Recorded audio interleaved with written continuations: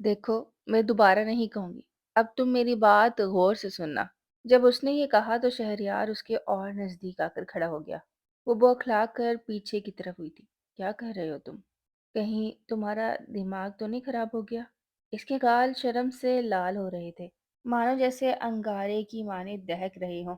और शहरयार दूसरी तरफ बड़ी दिलचस्पी से इसके चेहरे के नक्शों को हिफ्ज कर रहा था।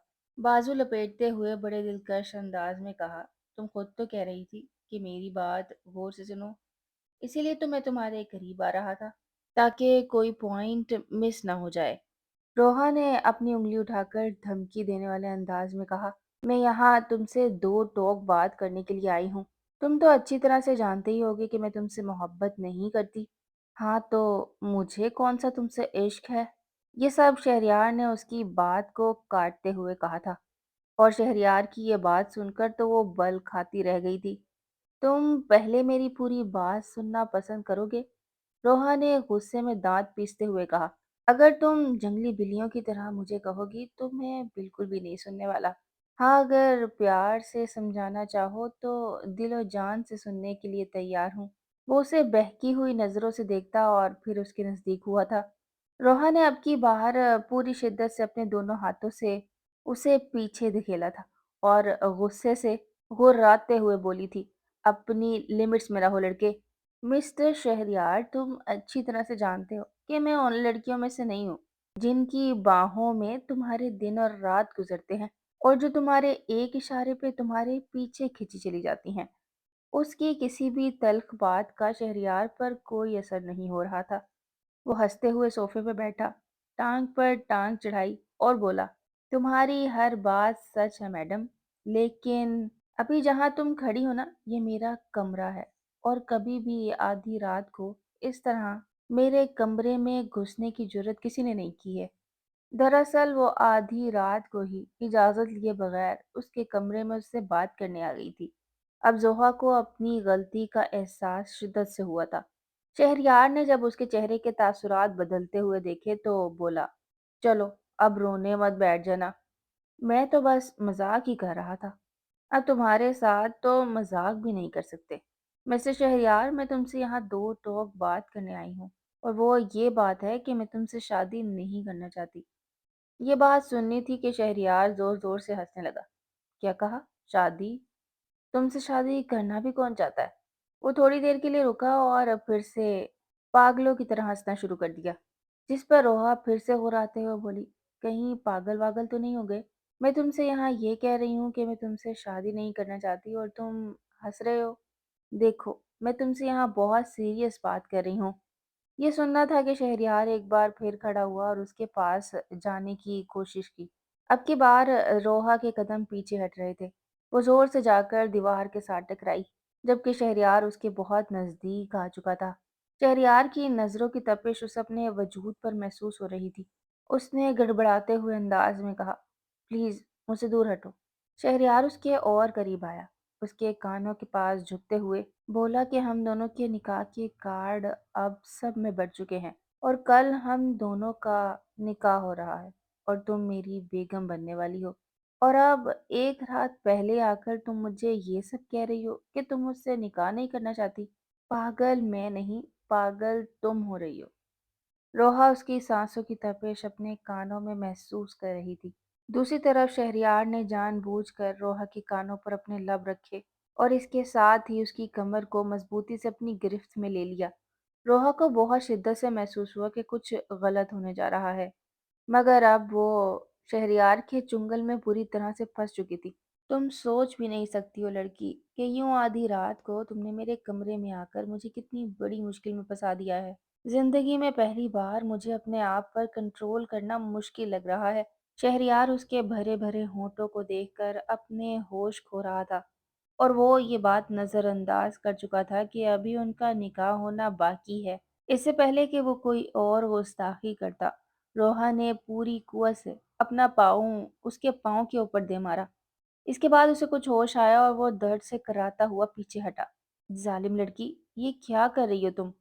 हाय, मेरा पाँव टूट गया। अभी तो सिर्फ पाँव टूटा है। अगर तुमने मुझसे निकाह से इनकार नहीं किया तो तुम्हारी हड्डियां भी तोड़ दूंगी। मैं तुम्हारी ज़िंदगी को जहन्नुम बना दूँगी।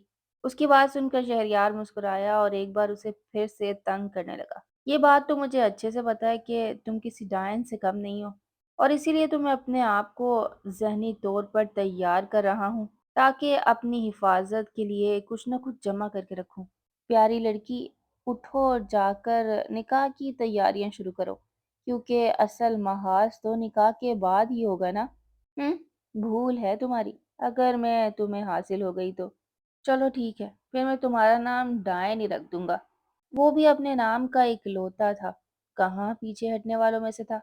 रोहा का ये सुनना था कि वो गुस्से के मारे कमरे से बाहर निकल गई।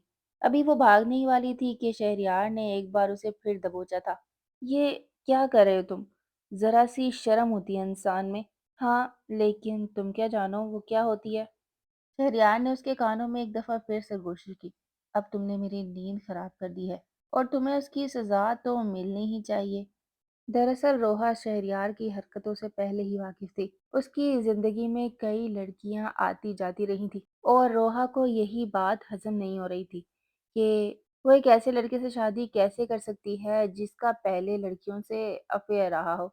उसने जब शहरयार को ये सब कहा तो शहरयार अपने आप को काबू में ना रख सका। अब जबकि वो भी रोहा से मोहब्बत करता था और दिलो जान से उसे अपनाना चाहता था।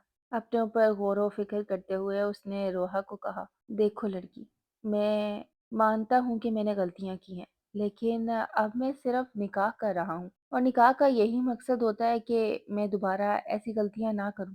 अगर तुम मेरा साथ दोगी तो मैं कभी भी दोबारा ऐसी कोई गलती नहीं करूँगा। मुझे तुमसे वाकई मोहब्बत है और देखो, सब राजी भी हैं। क्यों तुम इस तरह से अपनी और मेरी ज़िंदगी बर्बाद करने पे तुली हो? ज़िंदगी तो मेरी आपसे शादी करने के बाद बर्बाद होगी।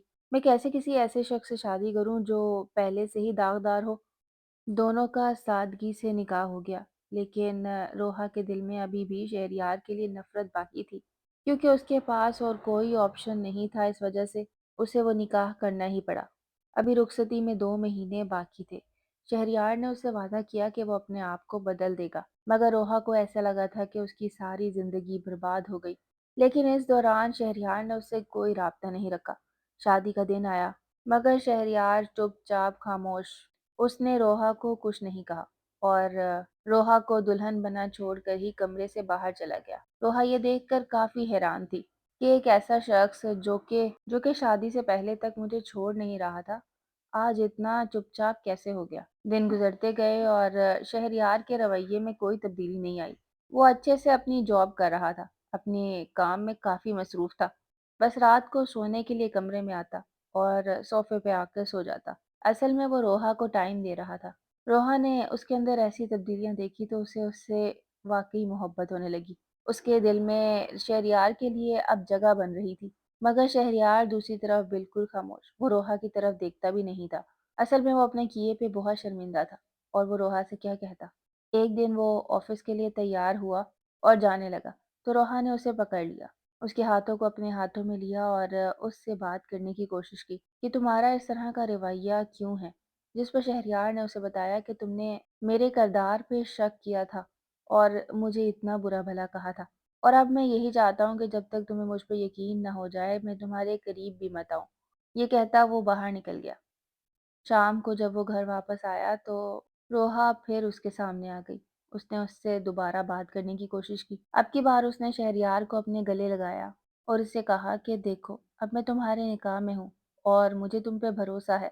मुझे उस सब के लिए माफ़ कर दो जो भी मैंने तुम पर इल्ज़ाम लगाए। मुझे तुम्हारा साथ चाहिए। इसकी बात सुनकर शहरयार मुस्कुराया और उसने कहा, मैंने सिर्फ और सिर्फ तुमसे मोहब्बत की है और इसी वजह से तुम्ही से शादी करने का फैसला किया था। मगर तुम्हें मेरे ऊपर यकीन नहीं था। शादी तो मैं नहीं कैंसिल कर सकता था। मेरे पास एक हल यही था कि मैं तुम्हारे करीब ना आऊं, तुमसे दूर रहूं, तो शायद तुम्हें मेरी पाक दामनी पे यकीन हो जाए। हाँ, मैं मानता हूँ कि मेरे आसपास बहुत सी लड़कियां रहती थी, लेकिन इसका मतलब ये तो नहीं कि तुम मुझे बदकिरदार ही कह दो। लेकिन अगर अभी भी तुम्हें कोई गलत फहमी है तो मैं तुमसे माफ़ी मांगता हूँ। जिस पे रोहा मुस्कुराई और उसने कहा कि नहीं, मुझे तुम पर पूरा भरोसा है। और उस दिन के बाद से दोनों ने एक अच्छी ज़िंदगी गुजारना शुरू कर दी। ये कहानी महज एंटरटेनमेंट के लिए बनाई गई है। अगर आपको स्टोरी पसंद आई हो तो चैनल को सब्सक्राइब ज़रूर कीजिएगा और वीडियो को लाइक करना तो मस्ट है।